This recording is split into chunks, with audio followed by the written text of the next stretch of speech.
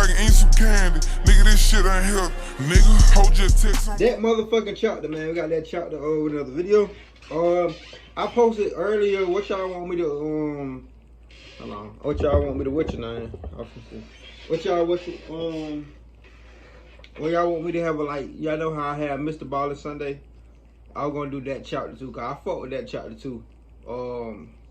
That chapter be dropping damn near every week or every 2 weeks, but he consistent too like Mr. Baller. So y'all let me know. I probably gonna do. I might end up. Y'all know how I don't post videos Monday and Tuesday. I probably gonna switch it up. Why the fuck is Jay? So it's gonna.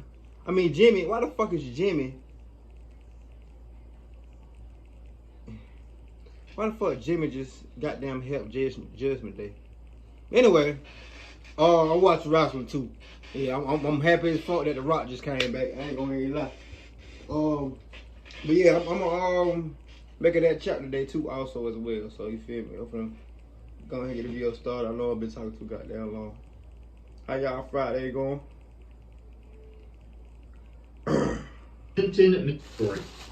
A fairly small city by most standards, with less than 10,000 people living in that farming community. It sits near Truman Lake, a reservoir really, and the landscape can really vary around it, from flat plains in the north to marshy and hilly areas in the south. And in the year 1991, it was home to Angela Hammond, who at the time was 20 years of age. Now, I think most people would agree that life for our Angela was pretty sweet. And I think Angela would agree too. Angela was a popular, outgoing young person. She had a tight group of friends that had remained with her from high school and beyond. She was adored by pretty much everybody who knew her as Angie, high school friend, flying around town in her Mustang. But in the quieter evenings, Angie would be with her fiancé, 18-year-old Rob Schaefer, who was still in high school and was a star athlete on the football team. He had promised he would always take care of her and their baby. In 1991, Angie was pregnant. And so, with like the excitement of an upcoming wedding, an upcoming baby, Rob, he was preparing to enter the military once he finished with high school. Angie, she was taking classes at Central Missouri State University. She was happy. There wasn't nowhere else in the whole world Angie would rather be than right there. It wasn't the most exciting place in the world, but it was home. It had everything they needed, and it was safe. That was a dream, though, that would be shattered in April 1991. On the 4th of April 1991, the smell of summer was in the air, wafting in off the plains that surrounded the town. That's actually Manure. Angie was 4 months pregnant at the time, eagerly awaiting September, when she thought life would really begin. This was her last summer without her baby, without her husband. April 4th was a Thursday, and that day Angie was at a barbecue with her friends Kyla, Marcia, and Rob at a place about 20 minutes outside of Clinton. It had been a chill day, nothing special. Angie was designated driver for the day in her little Mustang, and so they were back in their hometown of Clinton by about 9 p.m. looking for stuff to do. Hint, in Clinton, that list is very short. About an hour later, at 10 p.m, Angie had to drop Rob off at his house. See, Rob still lived with his mother and his younger brother, and his mother was heading off to work, so he would have to watch his younger brother for a couple of hours. But Angie, she was still with her friend Kyla. They were just driving around town, bumming around. I mean, they were in, Angie's Mustang, so what else are you gonna do? Just drive it around. It's awesome. Angie said she would see Rob later that night when his mother got home from work. Though at around 11:15 p.m, Angie dropped Kyle off at her home, and by that stage it's getting late, Angie was yawning herself, thinking, I might just hit the hay. Now, Angie did not have a phone in her house, and so to let Rob know, she'd have to use a payphone in town. I can't stay without no phone. The nearest one to her was just outside a food barn, a grocery store near the center of town. And so she pulled up her car into the parking lot thinking, this will only take a sec. The phone call began at precisely 11:23 p.m. and she was on the phone to Rob saying, hey, I'm pretty tired, I'll see you later, I'm not gonna wait around tonight. But as she was on the phone to Rob, she got this really ominous feeling that she was being watched. A pit began to form in her stomach as her eyes followed a Ford green pickup truck that was circling the block. It had circled multiple times. Now, she couldn't see the driver in that truck, but she had the distinct feeling he was staring at her. Now, Rob, on the other end of the line, he wasn't too concerned. I mean, this guy was circling the block again and again and again, but, you know, maybe he was looking into the parking lot, maybe he was looking at the grocery store, maybe he was just looking at the payphone. But Rob then sat up straight when she told him this pickup truck had pulled into the parking lot and parked his car right beside Angie's Mustang. Then a man got out and went to the payphone right beside the one she was using. Angie's voice became noticeably shaky as she described this guy to Rob, saying he was dirty, scruffy looking, had long hair, glasses, and was wearing overalls. He stood beside her at the other payphone for a few minutes, but didn't use it. And then he walked back to his pickup truck. Quick pause. I see you trying to smile. I had to pause, y'all. Sorry. I'm watching wrestling too. I can't do it. Got John Cena and Rock in the same building. Can't do it. Okay. Good to be here. Oh shit. He went about the gym, bitch ass. Pulled out a flashlight and started rummaging in the back of it. Now, Rob was trying to calm Angie down at this point. He was saying, you know, maybe he just needed to use the payphone. Maybe the one he went up to was broken, and so he was waiting for her to finish up the call. So Rob told Angie, hey, ask him, does he need to use this payphone? Rob could hear on the phone this guy reply to her, saying no, he'd be back in a moment. Rob then, he changed the subject. But after talking for a few moments, Rob heard on the phone line a scream, and then the phone hit the wall of the phone booth. He heard a man's voice say, I didn't need to use the phone anyway, and then the phone line was cut. Rob sat on the couch for a handful of seconds, just in shock, his mind racing at what he had just heard, before he got up and he bolted for his own car, which was just outside. He just needed to get to the food barn as fast as possible. His mind was racing 1,000,000 miles a minute. His knuckles were white against the steering wheel. The window opened as he was pushing the pedal as far as it would go. It was just like a handful of minutes to the grocery stores. He was racing there with just one objective, to get to that payphone. However, as he was racing, a green pickup truck passed by him going the other direction. All Rob heard was a scream as he drove by, hearing someone scream, Robbie, before the pickup was in his rearview mirror. Rob then immediately threw the car around, going in the direction the pickup had gone, breaking all the red lights in downtown Clinton. He began following this truck to the outskirts of town, and it was getting bigger and bigger, but then, suddenly, it began getting smaller and smaller. Rob's car, it began to break down at that very moment. The transmission in his car was banjaxed. And he was helpless as the pickup continued on into the darkness and the I would have been so shitty. with red lights eventually disappearing into dust. I would have been so shitty, man. He pulled his car over to the side road and began trying to flag down anybody he possibly could, begging them to follow that pickup truck. Now, eventually a woman did pull over, but she said, no. She refused. Instead, she took him to the police station. Circle K's new free Inner Circle membership program makes filling up rewarding with Angie had been kidnapped, and the police immediately went to the scene of the crime, the phone booth. But the only thing there was Angie's Mustang, and a phone hanging off the receiver. No other clues. Now the police, and in fact eventually the FBI, they found Rob's story to be just slightly unbelievable. Like, your transmission just happens to break down at that very moment? Come on. He was interrogated multiple times, but never changed his story, just over the frustration and the terror of what he had witnessed, of his fiancée and his unborn child being taken away. Now, Rob Schaefer was eventually removed as a suspect. Me personally, that was my fiancée if I had one, you feel me? Personally, and carrying my child in the car that rolled past me, I would have stopped that motherfucking ass and said, either you gonna take me or I'm throwing your ass out your motherfucking car. That's what I would have did. Fuck all that. Nigga soft, man.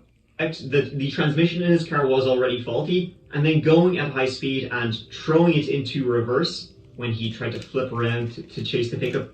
It's not good for your transmission, just so you know. Now, shortly after Angie was taken in a car and driven out of town, 2 witnesses would come forward and say they had seen a similar green, older model green Ford pickup in town. That old ass car?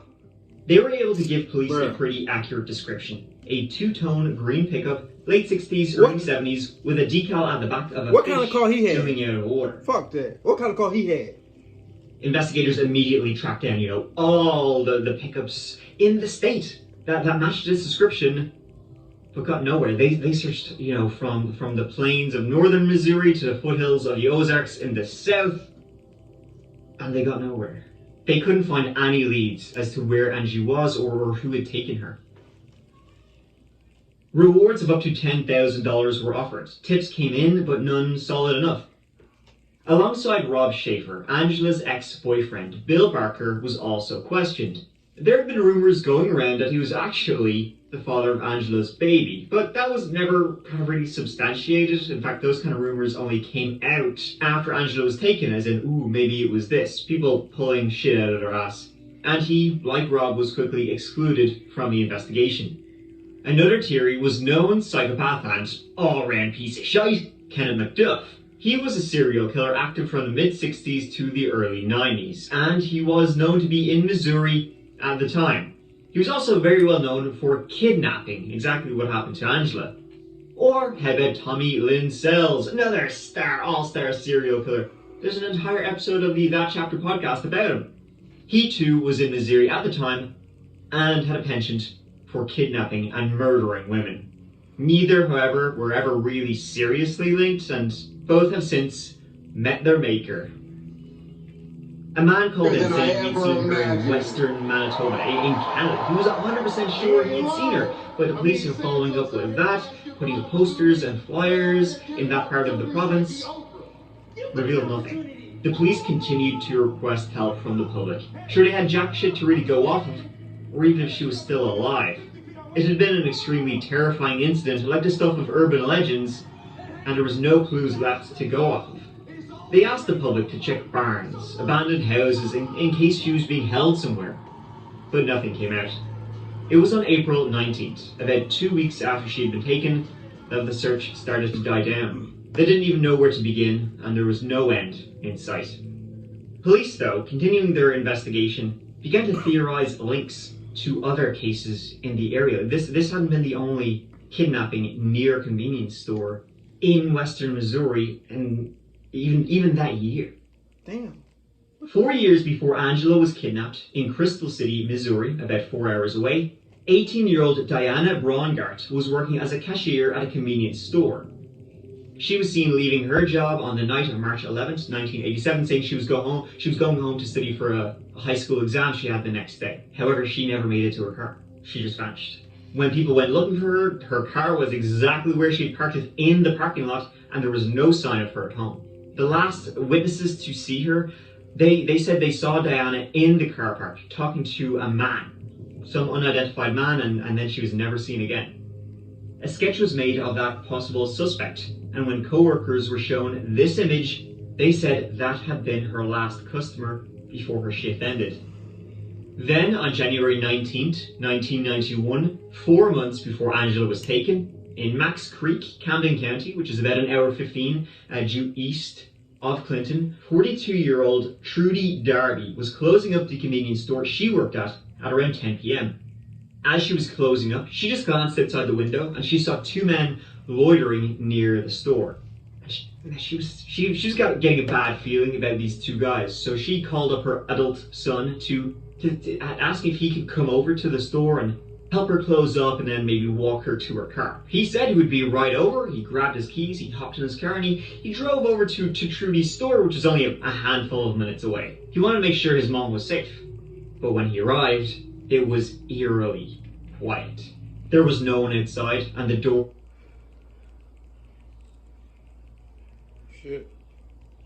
to the store was Who the fuck unlocked. they walk around and be kidnapped? Trudy was nowhere to be found, and the cash register was empty. Oh fuck, man. He immediately reported this to the police, who began searching for her. And then 2 days later, I'm not gonna lie, my mom working at a gas station at nighttime.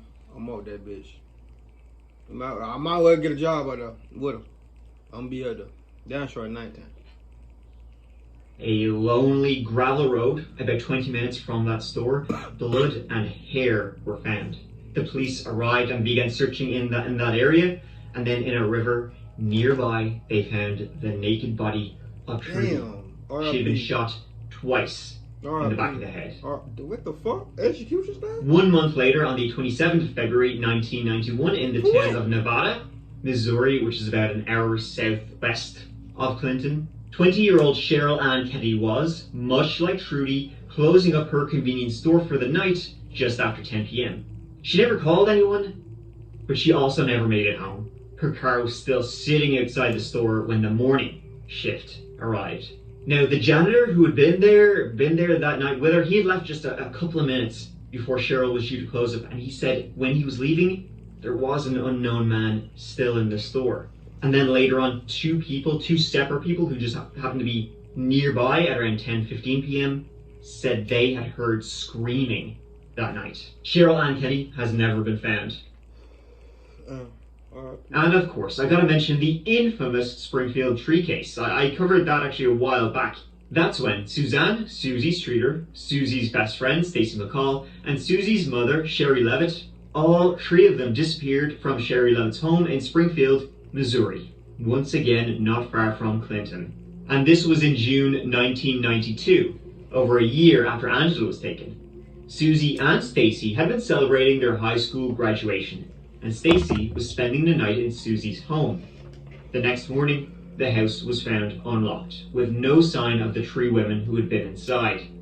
Their cars were still parked out front, all their things were still there, clothes laid out, purses left on the floor. The dog was still there, although it was quite upset. We ain't never did that video, but if you don't talk too much on this one, say what happened for real, I'll do the reaction today. Cause nigga got some more videos I gotta keep back on. I gotta keep. The only clue was a broken that shit ridiculous. I gotta keep up with all this. When friends went into their home, when they were alone, they reported some strange calls were made the morning of, and they remain a mystery, especially one message that had been left on an answering machine since erased. All these years later, there's theories and maybes, but the Springfield tree case remains unsolved. Hey, do you ever walk into a room and completely forget why you're there? Yeah, totally. Do you ever feel like no one knows who you really are? However, in 1994, Missouri State Police, they received a tip in relation to the Trudy Darby case. A man named Jesse Rush had told people that he and his half-brother had been involved in a murder. They had told numerous people about this. So, Jess Rush and his half-brother Marvin Cheney were both arrested and charged with kidnapping and first-degree murder. Now, he also made disturbing references to other women they had kidnapped and murdered. But who these were, they never said. In one letter Jesse Rush wrote, he said if authorities knew everything they had done and all the other women they had killed, they would both be on death row. Damn. Instead, both received life in prison. Now, neither have any strong links to the other cases, the cases of Diana, Cheryl, or Angela, though Jesse Rush did match the description of the last person Diana had served at the store. But with what they did to Trudy and the other cases are so similar, and those vague, disturbing references they made, it seems likely there could be more victims out there, and they've always been seen as the strongest persons of interest, suspects in these cases. Jess Rush, by the way, released. He's out and about, maybe in a town near you. See, he was indeed sentenced to life without parole for the horrific stuff he had been proven to have done in the Trudy Darby case. And also, for the terrifying things he hinted at doing in those many letters he had written from prison. Rush, 15 years old at the time, and his older half-brother, Marvin Cheney, were charged with the crime. KY3 covered Rush's trial in 1996. Evidence showed Rush had admitted to other people about being involved. But in 2012, the Supreme Court ruled that mandatory life without parole, sentenced for children 17 or younger, that was unconstitutional. Jess Rush was released in September 2022. Because he was a minor at the time, and the new Supreme Court ruling this Thursday, the bars separating Rush from the rest of the world will be open. Going back to Angela Hammond, though, who still, after she was kidnapped and driven away that night, nothing has ever been found. The most recent theory only came out a couple of years ago, and it seems like it could be the strongest about what could have happened to her. Tonight, detectives are hoping an old piece of evidence can generate new leads in a cold case. 30 years ago, a young woman vanished in Clinton, Missouri. Someone kidnapped Angela Hammond April 4th, 1991. It changed what our community was like when this happened. Nothing had happened like this before. It would be difficult for one single person to pull this off. Police believe that the abduction was planned. It's like something you can't let go of because someone here needs an answer. In 2021, on the 30-year anniversary of Angie's kidnapping, the Clinton Police Department released a letter that seems straight out of a movie. I mean, this whole story seems straight out of a movie, but check this out, right? Get this. A confidential informant who was working with the Clinton police to help take down this big drugs ring received this letter on April 4th, 1991, the very same day Angie was taken. Had been involved in a case where he was a confidential informant, and this was a pretty significant narcotics case that probably disrupted some pretty significant drug business. Now, police never said they had this letter until very, very recently. The informant received this letter at home, and it even had his confidential number on it, which only the police, should know. So whoever sent this letter knew he was an informant, and it seems like they probably had someone inside the police who was telling them this. The letter goes like this. Hello, number blank, that's his confidential number. We know who you are, number blank. People like you deserve what you get. We know where your foxy daughter is at. She will see us soon. Tell, name redacted, she has our deepest sympathy in her further loss. Goodbye. So this letter was probably sent from someone in this narcotics ring who knew they were a confidential informant, right?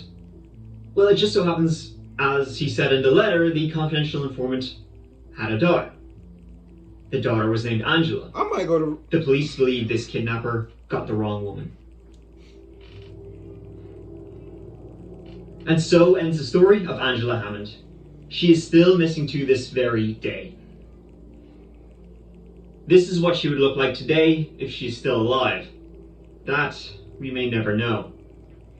There's a million different theories about what could have happened to Angela, whether it be a case of mistaken identity, serial killer, a random crime of opportunity, whatever. This stage, her family just want her body back. And whoever did this is still out there. And so, Shanae, thank you so much for watching. It was a crazy story. I ain't gonna cap. I slipped in the boyfriend, the fiance did it. I ain't gonna even lie. I ain't even want to hold y'all. I was gonna say it then, but you know what I'm saying. But finna go ahead and do the next video. Oh shit! I just burnt myself. We're finna go ahead and do the next video, man. That being said, give me a thumbs up, like, subscribe, see y'all more on that video. Let's ride, nigga. We're almost at 5K.